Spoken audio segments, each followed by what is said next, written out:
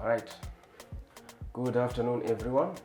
Welcome to yet another episode of the D&I Perspective. Today we have a great show lined up for you guys. Tuko na show fiti. Itawabamba this time, I know, as always. I'm Ian. We have a very good co-host over here, my good friend. Devi, salimia watu. Ni ajendi watu wangu. Of course you are tuned into the D&I podcast. It come daily from Monday to Friday and here we are. Yeah. Tuanze na zenye ziko kwa mtandao. Tupatie trending topics. Some trending news. Yes. Leo wameamua kuzima the showary of colonization. Nasikia watu mtaa wanamuita showary of colonization. Oh, the showary of colonization. He was laid. Amekuwa laid, not laid necessarily, lakini I think it's ongoing saizi. Barrio yake si ndio iko as we speak sahi. So many leaders that are gathered there, including our own president, able president Dr. William Ruto. Nimeona kwa basi ya majuu leo asubuhi. Zile madabodeka za Britain. Kenyans always have something funny to say. Leo nilikuwa napitia nikaona meme fulani ikisema all the leaders, all of them gathered in one place. Are you thinking what I'm thinking? Wa Kenya akia. There is nothing else someone else had to figure out than that. As you know, Kenya. Let me tell you something. Something about our Kenyan people. It doesn't matter how serious it is. They always get a joke. Lazima itakuwa a joke. Bora iko Kenya. That Kenyans bana, that Kenyans. On other news bado naona but on that our president akiwa huko, he'll be sharing a couple of meetings. UN and some other bilateral meetings at address a number of members. I think courtesy of moving our country forward. Yeah, it's kind of making diplomatic relations. Strengthen the diplomatic ties between us and other nations. Maneno ya kuina tuongelelei sana. Yo, now you're having about the majority leader something in parliament, you know. Kumekuwa na a problem with the numbers. So they say that UDA has the majority member of parliament and Azimio. And Azimio says it has the highest number of member of parliaments. Nikiangalia I think for Azimio there are 174 MPs and Kenya Kwanza has 162. But unajua kwa nini wana reason Kenya Kwanza has the highest number of MPs, which literally makes sense. You know, in the country, I think there are two kind of parties. There is a political party and there is a political coalition party.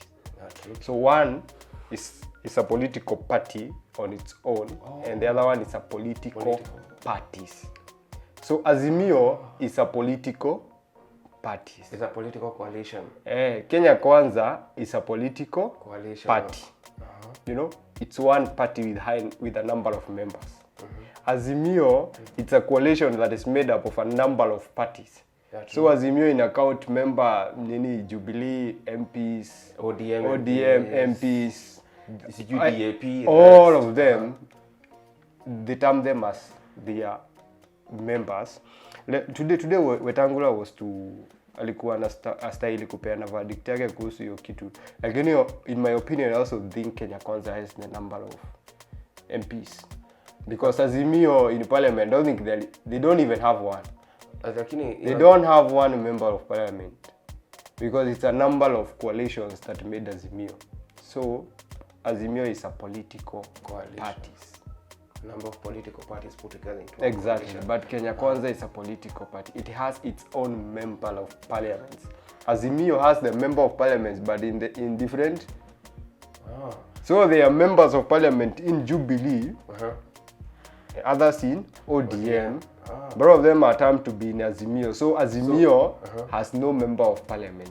So the 170 something from Azimio exactly zinapingana na 162 from UDA, which is a single party by itself. No, that's the case. I think Wetangula anastahili kupeana verdict yake on what, but I think this is something clearly to see.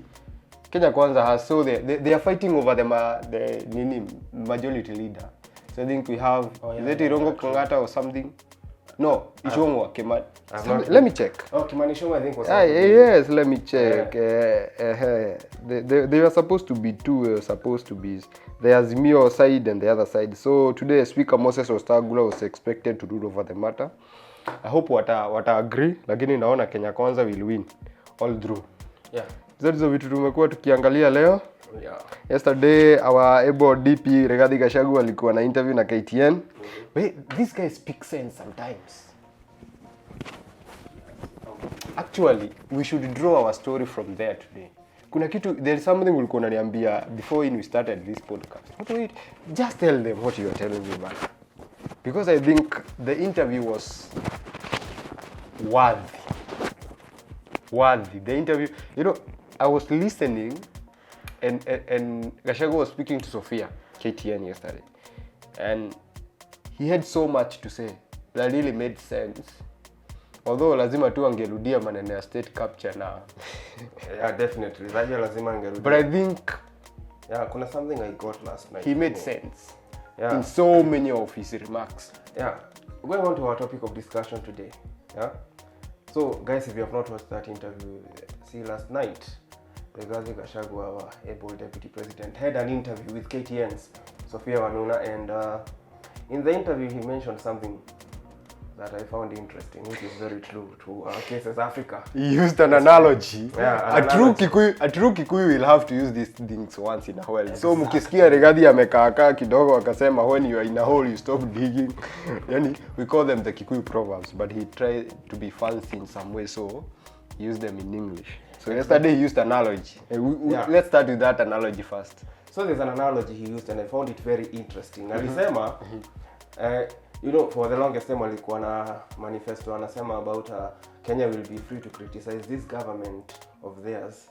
It will not be like how it was before, like they are allowing people to criticize the government, and he used an analogy of freedom that alisema when a chicken has been tied for so long, hiyo kamba ikikatwa, the chicken does not realize it is free.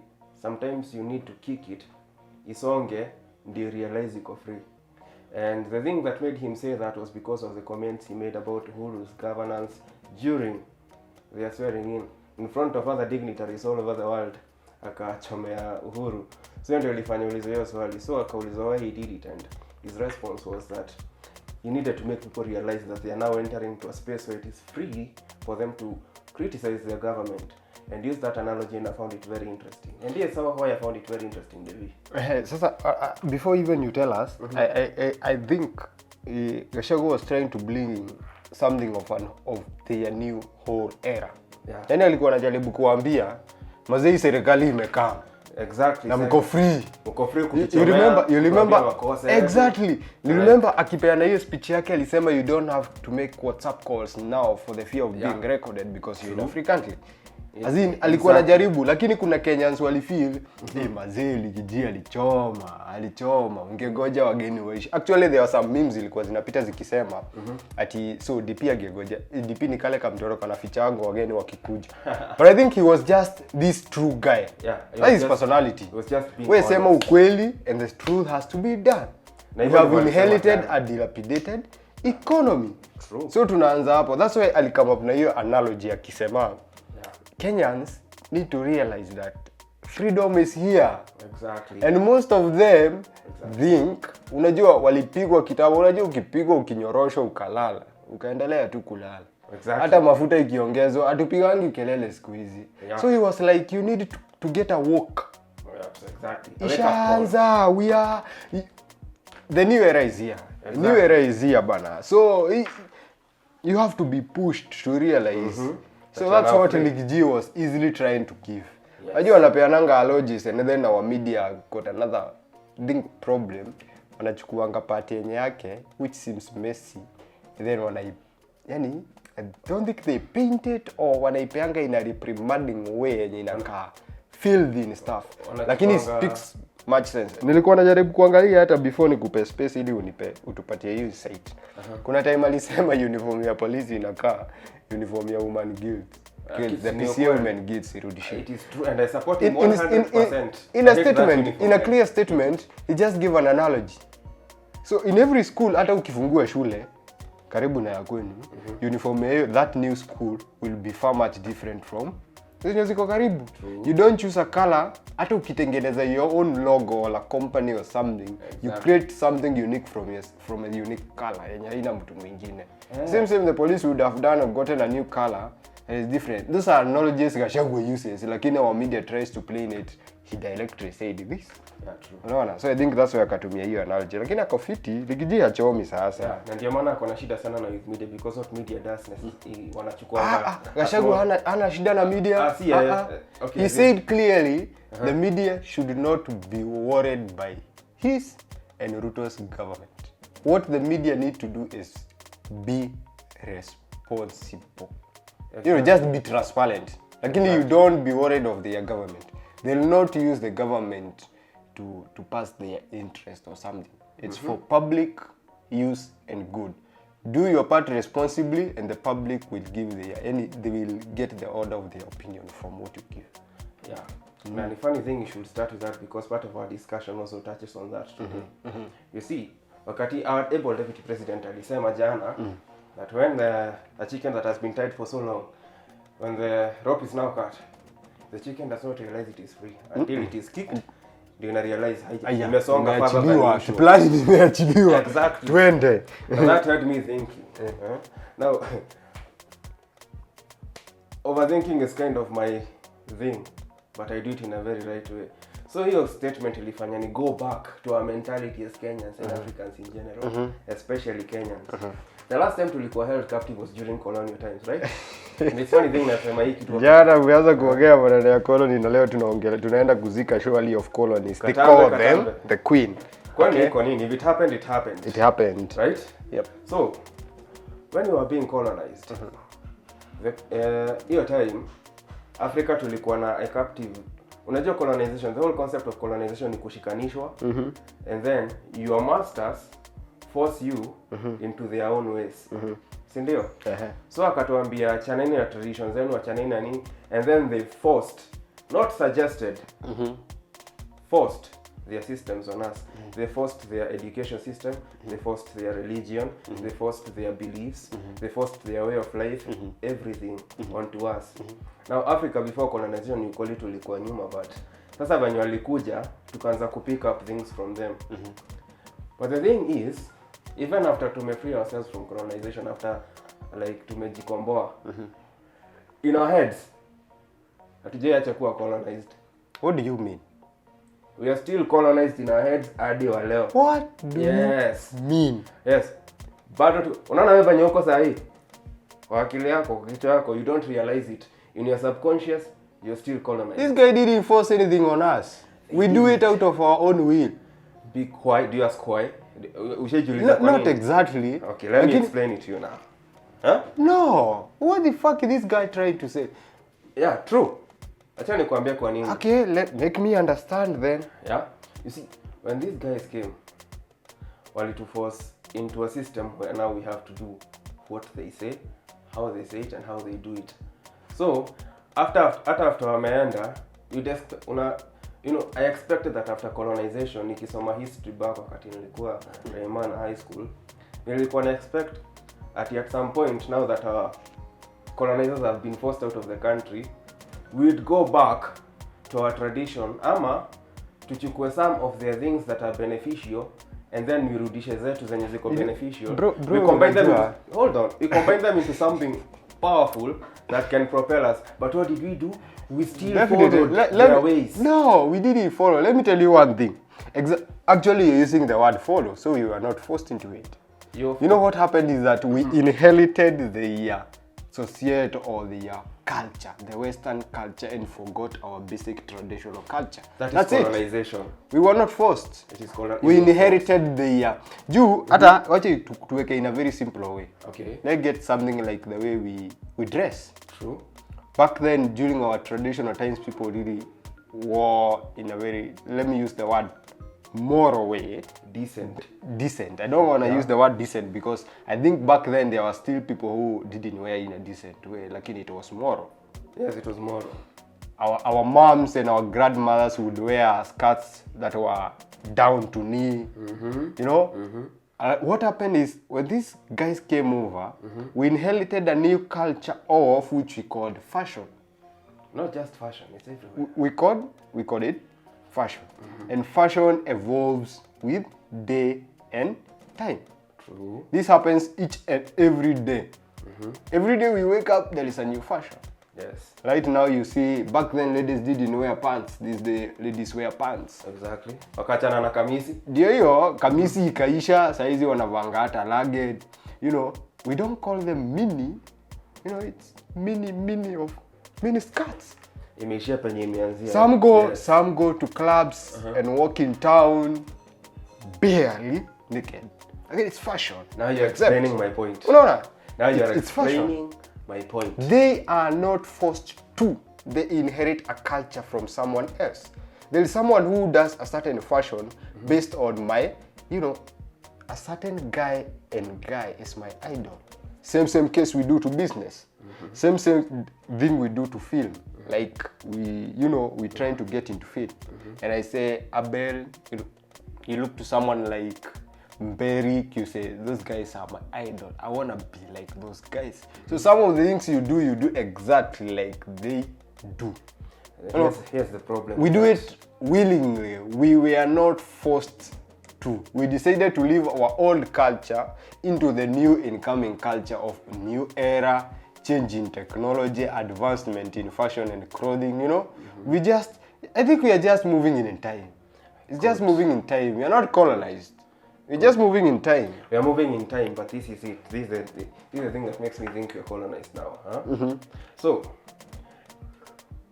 what they did, they set up a standard where we will forever be following. They didn't set standards. Listen. It's just that they are more advanced than us and we are trying to keep up with their pace. It's simple and clear. We are trying to keep up with their pace. Okay, then explain to me this.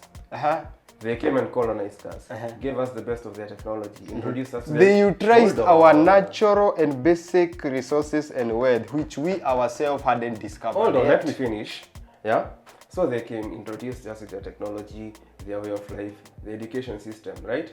So now that they've taught us, unajua walitufunza at a point when they had already captured these things for years. They came up with them long time ago. They've already developed us. So they're teaching us the developed stuff when they were colonizing us. You'd think that we'd be able to actually take this and utilize it better than them in such a way that we are the ones setting the trends. But no. Why don't you accept these guys? Them. We're still setting the trends. I don't think we follow them. Something in a basic rule, I think it's basic rule of nature by thinking this. These guys got developed. They started their innovations, their things, innovations and things earlier than we did. True. They came up with procedure plans and how to do things earlier than we did. True. So they are a step or a niche higher than we are. True. So when they came up into our space, they came to utilize that which we did not utilize then. And because we didn't have a free will to give them, they did the colonization you call. But then we got freedom. True. After getting freedom, we realized there is 1, 2, 3, and A, B, C, D these guys do to get this. And we started to do that. So we are trying to get to the kind of rage they are. So we are just up into a game to score. Except, this is the problem. I don't think there is an except, You're defending it way too much. We are mentally, we are mentally possessed with what they do. We are. Because do you think we can go back to our old traditional days and keep up with the changing things in the world? Why do you believe that what you did a long time ago was wrong? No, let us keep on with the moving times. To move na venye time ina move. Bana. Tuache kusema kulikuwa na colonization, tunafuata western. No, we do things on our own. The only thing that keeps us merging is the currency. You're not giving me time to explain how this is coming forward. Yeah? Why is it, if what you're saying is true, why is it we don't have any innovations coming from Africa? Why is it we don't There are so many of them. Why is it? The only problem is that we ourselves don't empower those who do the innovations. Why? Because so many, especially some of the tech innovations are done in Kenya. Why? Why don't we support our own stuff? Why? Because we don't believe in them. And where did that mentality come from? Go on. Not really. No, wait. Where did that mentality come from? I think it's a jealous thing within ourselves. It's not as a jealous Africans. thing. Where did it come from? Why is it? I even- wish Hold every on. country in Africa had the zealous. Wait, let me ask you this question and you Okay. answer me first, yeah? Uh-huh. Why is it that even after someone has invented something in our own country, we will still go for the alternatives that was made somewhere in Britain or in America? The same alternatives, the same stuff. Why is it JQuat wanatengeneza Taifa laptops, but still we have Acer, HP, you know, foreign brands? Why is it that we have our own local things being made, yet we still choose to follow the ones that are made by, you know, our countries that were colonizers back then? It's because they set a standard where they made us believe that what they offer is better than what we have. And we got it so much deep into our heads that we now keep promoting their businesses, keep promoting their standards, keep promoting their trends. We forget ourselves. And let me tell you something about this, the danger of this mentality. Africa haitaienda place. Kenya will never go anywhere if we don't believe in our own originality. Because what we are doing, we are just following. We are not leading. We are following. You know what I think? What I get from all that you said, in simple terms, we follow, but we don't lead. Exactly. And the reason we don't lead is this same thing you're talking of. Yes. Summed up to a Kenyan who has made a product or a commodity is greed of making profits. The amount of price, for example, you're talking of Taifa laptop. Yeah, true. A Taifa laptop will go at about 44,000. That's a 4 GB RAM. They're about 500. You know, it's a usual basic laptop. You know, specs. 44,000. But an Asus or a Samsung, I'll talk of a HP of the same specs will go at around 27, 28. As an African, I believe the cheaper, the better. Reason being, we are all engrossed into an environment of making profits, and it's not quantifiable with the product you're giving. That's where we're failing. But we're not failing because we are looking up to the US, Britain, Australia, the Western or the Eastern countries. But the thing with this mentality is it is so much wider than just products. So that's a disease that has been cropped and has been, you know, it's within us. No. Okay. You have the greed to make profits, and the amount of price you're selling to your partners or your customers. Your customers is not quantifiable with the product you're giving. They don't go to ledge. And to some extent, hakuna venye unaweza niuzie hiyo la P44K ninunue na najua kuna Samsung ama HP mahali naenda kuchukua na 29. Same specs and same performance. Except it's not new. The one you're buying from the local made, it's new. Hii yenye unaenda kununua 29 ni X. Someone has used we don't care. Or refurbished. That's a part we don't even look up to. It's a part you have to consider because the same laptop unanunua 29K somewhere. If it were new, it's more expensive than this local one you're going for. You know, even this local one. Hold on. Most of the parts that are used to build that kind of product are imported from somewhere. They are not made from scratch. And you're supporting my point even more. So, why is it we are never being the one? Why are we not the trendsetters? Because we are still in a mentality where we believe the best technology, the best everything has to come from out there. We're not innovators ourselves. I told you the problem is one. One single problem is because we don't empower our innovators. It doesn't mean that it's because we're looking up to those guys. It's because it's still colonized in the head. We don't empower our innovators. Alright, simple thing, Basi, yeah? Why is it, Because this mentality goes so much wider, even than the products we use and everything. It's so much wider. We're still colonized in our heads. You see, Bona, why is it? It's only recently, a few years back now, that our African fashion is now coming back to, you know, to the system.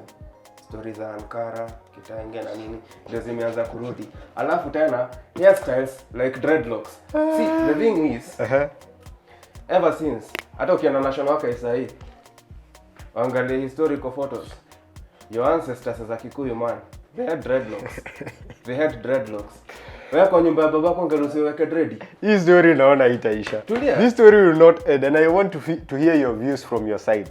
Do you think that we are colonized by the upstates, ama it's just that we are not empowered No, we are not to colonized. get to their space? We are still colonized in our heads. We are still Why is it that colonized we are in our not heads. leading, we are always following?